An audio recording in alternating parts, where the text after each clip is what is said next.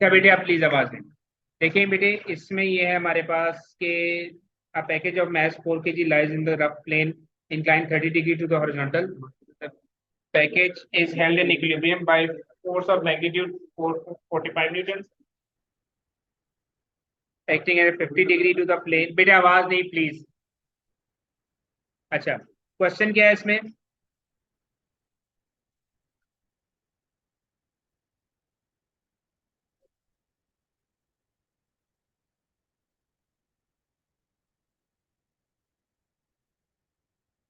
जी बेटे,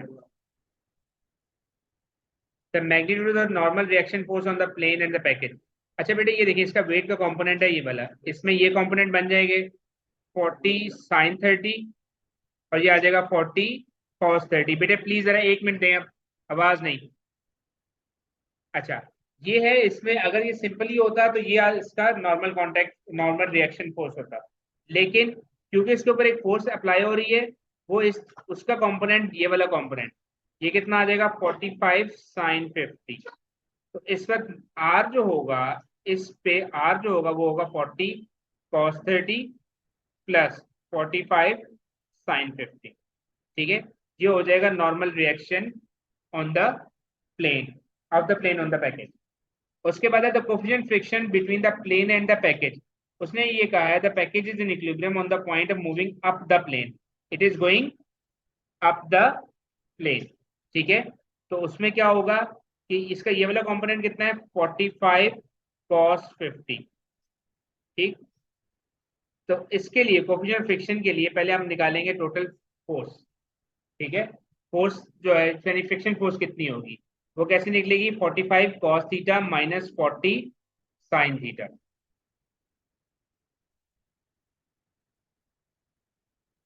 इसमें थीटा कितना है हमारे पास 50 डिग्री। 45 cos 50 minus 40 sin 30। तो बच्चे इसका आंसर बता सकते क्या है? जी कितना है?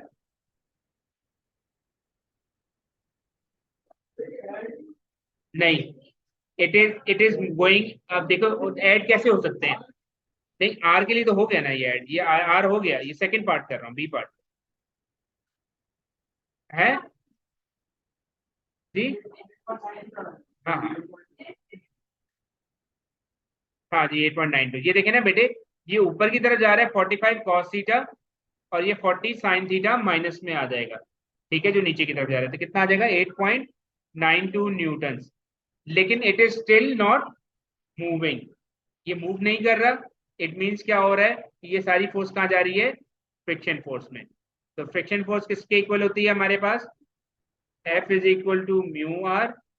फ्रिक्शन फोर्स है 8.92 म्यू, और आर जो यहाँ से जो वैल्यू है वो आर की वैल्यू इधर पुट करके आंसर निकालेंगे जो भी आती है म्यू की आंसर आ जाएगा। ठीक है, 0.129 इसका म्यू आ गया। ठीक है बेटे,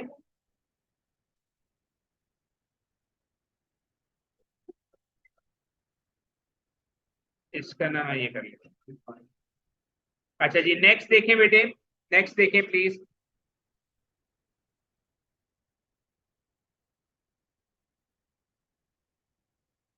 अच्छा जी ये पार्टिकल आ गया, इसमें किसी बच्चे को कोई प्रॉब्लम था मतलब? अच्छा जी, particle P is attached to one end of the light in string, the other end of the string is attached to the fixed point O. The horizontal force of the magnitude 12 Newton is applied to P. The particle P is in equilibrium with the string taut and OP is making an angle of 20 degree with the downward vertical as shown in the figure. The tension in the string, tension कैसे निकालेंगे बेटे? ये T है, ठीक है T बेटे, ये आ जाएगा T sin 20 that is equal to 12। यहाँ से टी की वैल्यू आ जाएगी, ठीक है जो भी आती है 35।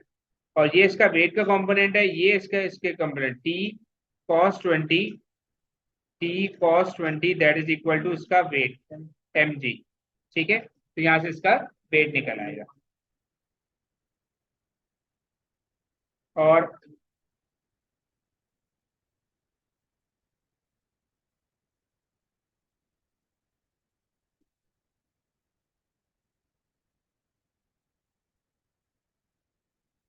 ये वाला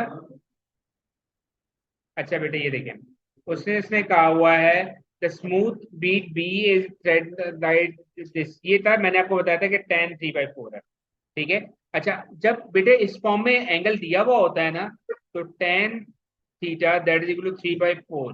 तो ये देखें इसे ना ऐसे कर लें, ये 3 है परपेंडिकुलर बेस ये 5, तो साइन थीटा किसकी इक्वल होगा 3/5 के, और कॉस थीटा 4/5 के।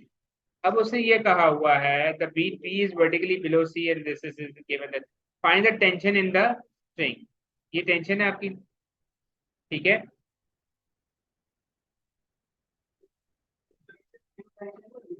जी बेटे, एक मिनट बेटे, वो देख लेते हैं क्या कह रहे हो आप, क्या कह रहे हो, उसे बाद में देखें, पहले ये देखें ना, ये टेंशन है। देखो बेटे ये इसमें टेंशन है हमारे पास, ये कैसे आएगा, इसका ये वाला कंपोनेंट है और एक ये वाला कंपोनेंट है।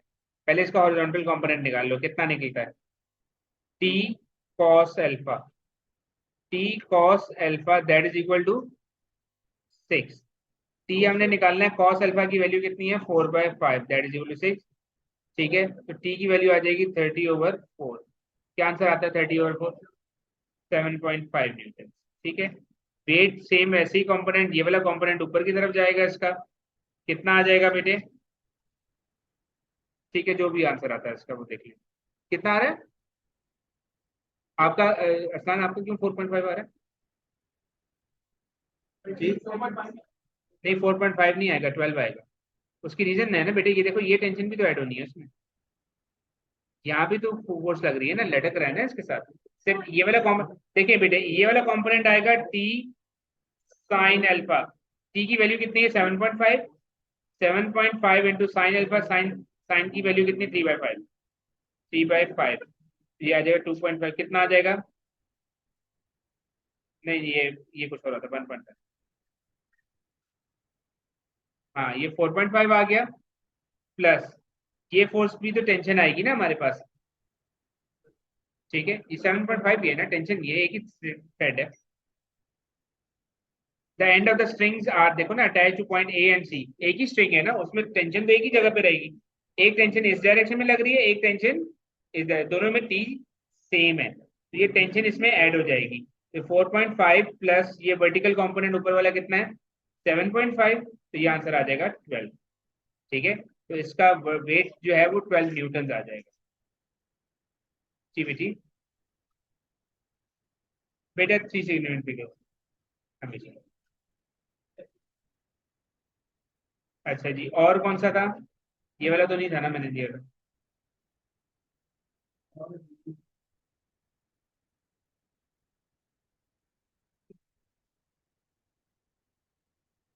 ये वाला क्वेश्चन था, कौन सा क्वेश्चन था नेक्स्ट प्लीज।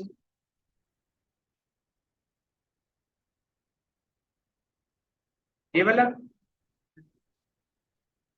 अच्छा जी बेटे ये वाला क्वेश्चन, इसमें कोई problem.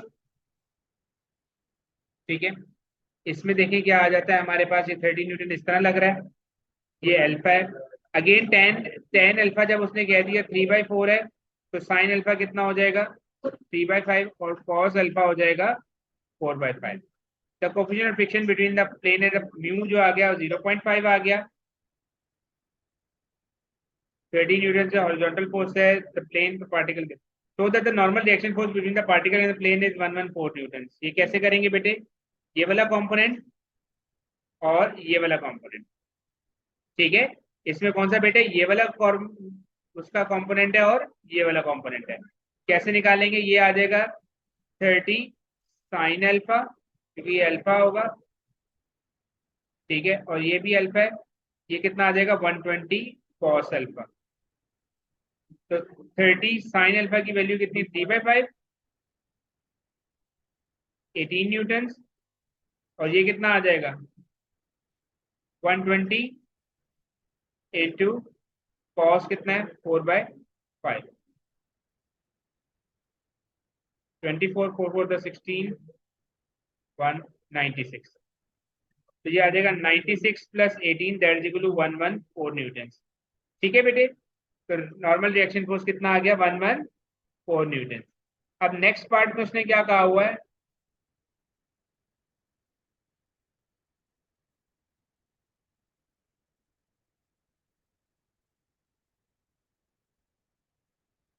The horizontal force is removed and replaced by a force of magnitude P newtons acting on the up the slope. To find the greatest possible value of P. इस greatest possible value की हम बात कर रहे थे, क्या होगा इसमें? जी, mg sin theta plus mu r that is equal to P, largest possible value. ये आ जाएगा 120 sin alpha. sin alpha की वैल्यू जो हमने ऊपर निकाली हुई थी, sin alpha प्लस म्यू है 0.5 और आर हम रिएक्शन फोर्स पहले वाला नहीं लेना, क्यों? क्योंकि उसने वो फोर्स रिमूव कर दी है, सिर्फ ये वाला लेना है 120 cos अल्फा। ठीक है, find the magnitude and direction of the friction force acting on the particle when P is 30। अब इसमें P की वैल्यू 30 पुट कर देंगे, हमारे पास इसका क्या आंसर आ जाएगा? देखो 30 में से क्या करेंगे हम, 30 में से वेट का कंपोनेंट माइनस करें और फ्रिक्शन फोर्स भी माइनस करें, तो रिजल्टेंट आ जाएगा 30 माइनस 120, ये वाला कंपोनेंट 120 साइन अल्फा, और कौन सा कंपोनेंट था हमारे पास? पी की वैल्यू 30 आ गई ना, और म्यू आर 0.5 आर है 120 कॉस अल्फा। ठीक है, इससे जो साइन अल्फा और कॉस अल्फा की वैल्यू इसमें पुट करें, ये आ जाएगा रिजल्टेंट फोर्स। ठीक है, फिर इसमें तो फ्रिक्शन फोर्स के बारे में पूछा हुआ। हाँ, तो पी की वैल्यू इससे पता चल जाएगा। अच्छा, अगर ये फोर्स कोई एक बच्चा जरा कैलकुलेट करता है, इसका क्या आंसर आ रहा है? 30 माइनस 120, टेन थीटा कितना था? 3/4 था ना, 3/5 माइनस 0.5 120 4/5 करें जरा बेटे, क्या आंसर आता है?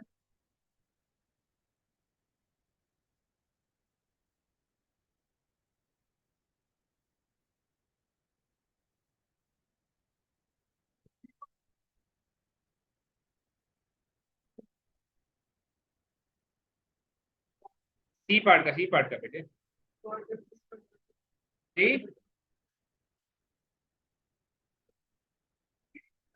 जी जी, बेटे ये देखें, अच्छा ये देखें ना बेटे, ये कंपोनेंट है हमारे पास 120 साइन अल्फा, ये कितना आ रहा है? 30 न्यूटन। ठीक है, पी की वैल्यू है 30 न्यूटन। जी बेटा एक मिनट अभी देख लेना। Find the magnitude and direction 72। ठीक है, अब उसने कहा find the magnitude and direction of the friction force acting on the particle. 72 Newton है। ठीक है, P is not moving, P ये अभी इक्विलिब्रियम में है, तो 72 माइनस 30 करें कितना आता है? 42 न्यूटन। तो यानी कि अभी इट्स नॉट स्टिल मूविंग, तो ये 42 न्यूटन जो है ये हमारे पास फ्रिक्शन फोर्स है। ठीक है, अच्छा इसकी डायरेक्शन कहाँ पे लग रही है?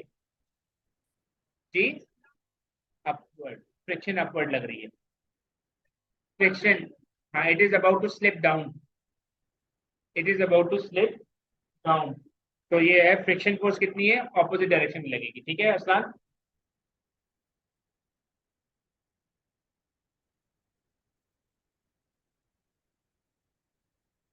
जी जी पूछें।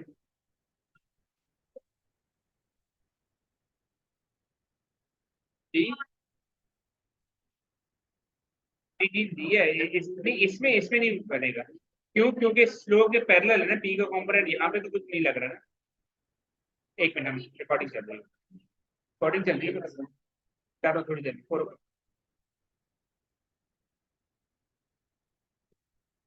अच्छा इसके लिए ये वाला क्वेश्चन तो नहीं था।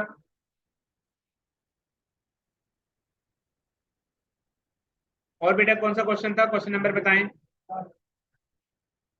नहीं, नेक्स्ट क्वेश्चन जो है क्वेश्चन 5 है, ये वाला। इसमें भी वैसे सच कोई प्रॉब्लम डिस्कस करने वाला तो है नहीं, सिर्फ एंगल ही है। देख लें बेटे जरा इसे, show that the cos theta is 3/5। उसने कहा था particle P of mass 6 kg, बेटे प्लीज इधर ध्यान दें। A particle P of mass 6 kg lies on the surface of smooth plane. The plane is inclined 30 degree to the horizontal। ठीक है, ये 6 kg है, इसका ये वाला कंपोनेंट कितना बनेगा? 60 sin 30, 60 cos 30।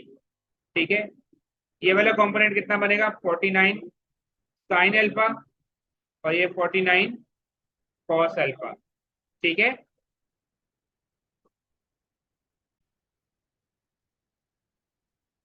अच्छा बेटे, इसमें ये हमारे पास के देखिए बेटे, ये 49 sin अल्फा है। The particle is held in equilibrium by a force of magnitude 49 Newton acting at an angle of theta degree to the horizontal. Smooth plane है तो it mean there is no friction.